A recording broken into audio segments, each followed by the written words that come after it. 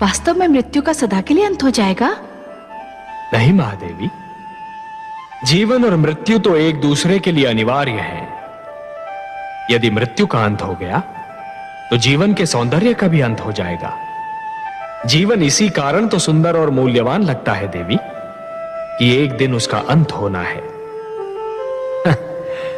यदि केवल दिन ही छाया रहे और रात्रि ना आए तो नेत्र जागते जागते और सूर्य अपना प्रकाश बांटते बांटते थक जाएं। यदि मृत्यु ना आए तो प्राणी कदाचित जीवन से ऊब जाए देवी।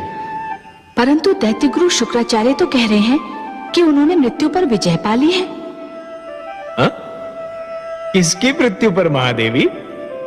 वो दानवों को पुनः जीवन अवश्य दे सकते हैं, परंतु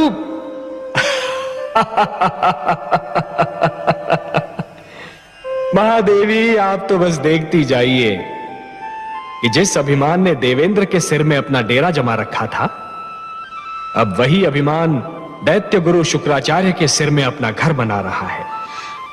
परंतु हे कमल नयन, अभी तो देवेंद्र बहुत उदास, बहुत दुखी और बहुत टूटे हुए दिख रहे हैं।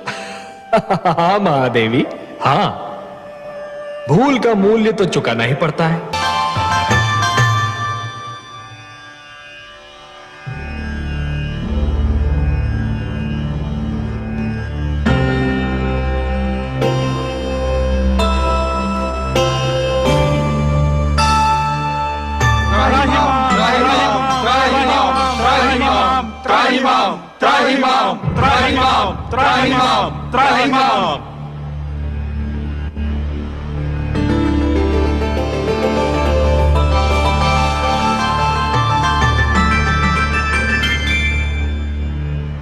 हे देवेश्वर, हम पराजित हुए।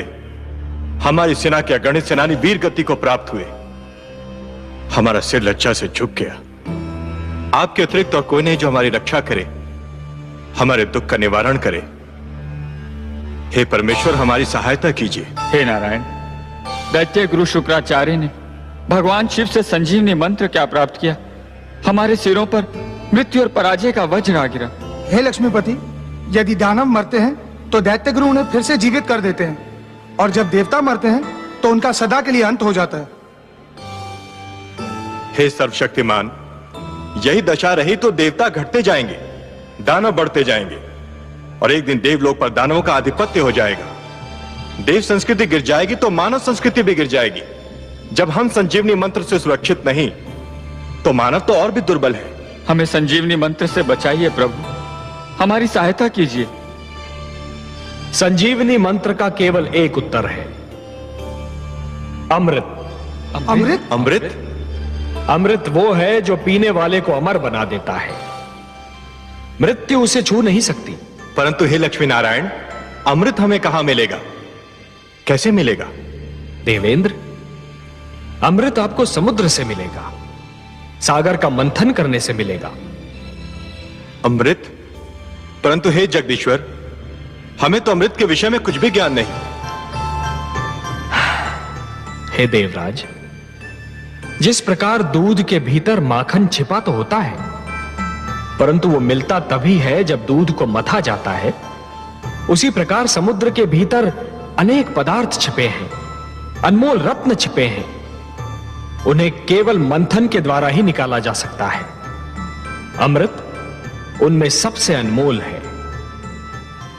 सत्य तो यह है देवगण कि मंथन मथने और खंगालने की उस क्रिया का नाम है जिसके द्वारा स्वयं के भीतरी गुणों और अवगुणों की खोज की जाती है।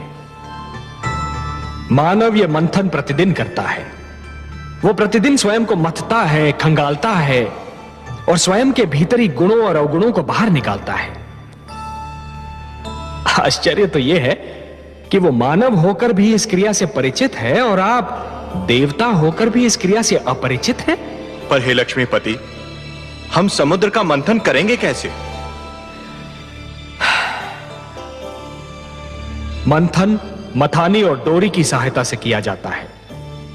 मैं आपके लिए मंदर पर्वत को मथानी बनाऊंगा और वासुकी नाग की डोरी दूंगा। परंतु एक तीसरी वस्तु की भी आवश्यकता होती है देवगण, जिसका प्रबंध आपको स्वयं करना होगा। और किस सामग्री की आवश्यकता होती है सर्वेश्वर? डोरी को खींचने और मथानी को डुलाने के लिए 2 दलों की आवश्यकता होगी देवेंद्र, जो डोरी को 2 छोरों से पकड़कर खींचेंगे। उनके बिना तो मंथन संभव ही नहीं है। बिल्कुल वैसे ही जैसे दूध मथने के लिए 2 हाथों की आवश्यकता होती है। तो हम देवता आधे एक छोर पकड़कर आधे दूसरा, यह कार्य तो सरलता पूर्वक कर सकते हैं। मंदर की मथानी को डुलाना है देवेंद्र, वासुकी नाग की डोरी को खींचना है।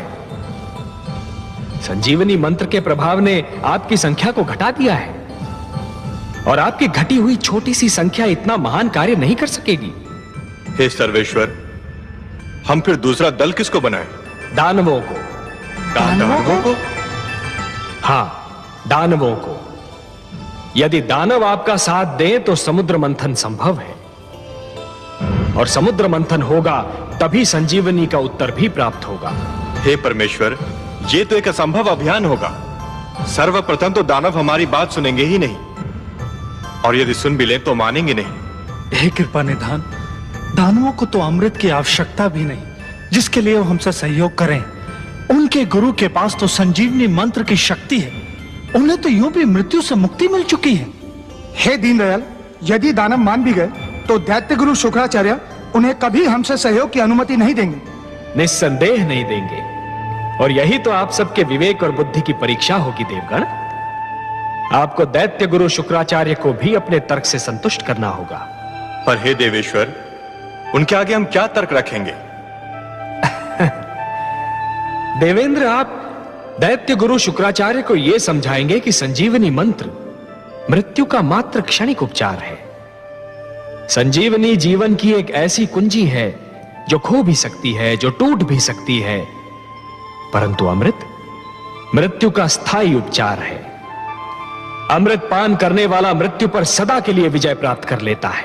परंतु हे नारायण, इसका अर्थ तो यह हुआ कि हमें दानवों के पास सिर झुकाकर जाना होगा, उनसे सहयोग और सहायता की भिक्षा मांगनी होगी। क्या यह समस्त देवलोक का अपमान नहीं होगा? क्या अपमान में अब भी कोई कमी रह गई है देवराज? शब्दों के जाल में मत उलझिए देवेंद्र, शब्दों के जाल में मत उलझिए। आंधी आए तो आंखें फाड़कर पथ पर आगे बढ़ते रहना कोई बुद्धिमत्ता नहीं है। ऐसे में बुद्धिमत्ता तो वो है कि नेत्र मूंद कर बैठा जाए और आंधी के निकल जाने की प्रतीक्षा की जाए। शस्त्रधारी शत्रु से निहत्थे लड़ना यह कोई वीरता नहीं है देवगण, यह तो आत्महत्या है। ऐसे में वीरता तो यह है कि शत्रु को शांत रखा जाए, यदि आवश्यकता पड़े तो उसकी प्रशंसा भी की जाए, और उससे लड़ने के लिए शक्ति जुटाई जाए। शत्रु से सहयोग और सहायता लेना भी रणनीति का अंश है देवेंद्र। एक प्रश्न अभी रह गया सर्वेश्वर। वो भी पूछ लीजिए। यदि दानवों ने सहयोग देने के लिए यह मांग की कि अमृत उन्हें भी दिया जाए, तब क्या होगा? संजीवनी के साथ अमृत भी उन्हें मिल गया तो उनकी शक्ति दुगनी हो जाएगी। असंभव, असंभव देवेंद्र, असंभव।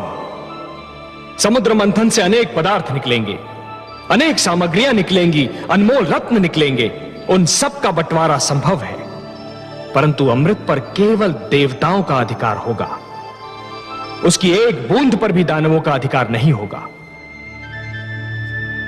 अब यह कैसे होता है, यह देखना मेरा कार्य। यदि दानवों ने अमृत मांगा तो मैं स्वयं बीच में आऊंगा।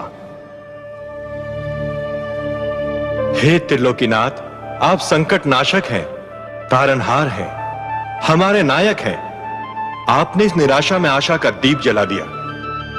हमें अनुमति दीजिए जगदीश्वर। आपका और माता लक्ष्मी का आशीर्वाद हमारे साथ रहा तो हम अवश्य अपने अभियान में सफल होंगे। हम शीघ्र ही लौटकर दानवों का सहयोग मिलने का समाचार आपको सुनाएंगे। शुभस्य शीघ्रम।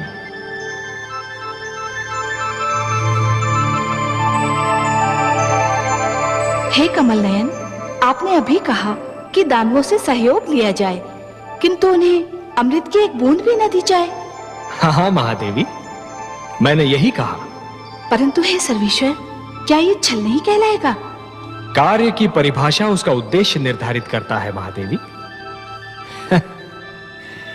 यदि उद्देश्य उत्तम हो तो उसे छल का नाम नहीं दिया जाता, उसे नीति का नाम दिया जाता है। देवताओं को भी नीति से कार्य लेना होगा। छल तो गुरु शुक्राचार्य कर रहे हैं महादेवी। उन्होंने भगवान शिव से कहा कि संजीवनी मंत्र उन्हें मानव कल्याण के लिए चाहिए, पर क्या वो मानव कल्याण कर रहे हैं? वो तो संजीवनी मंत्र का उपयोग केवल दानव कल्याण के लिए कर रहे हैं।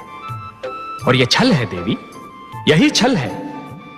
और इसके उत्तर में कोई भी कार्य, भले ही उस पर छल का संदेह ही क्यों न हो, उचित ही नहीं उत्तम भी है।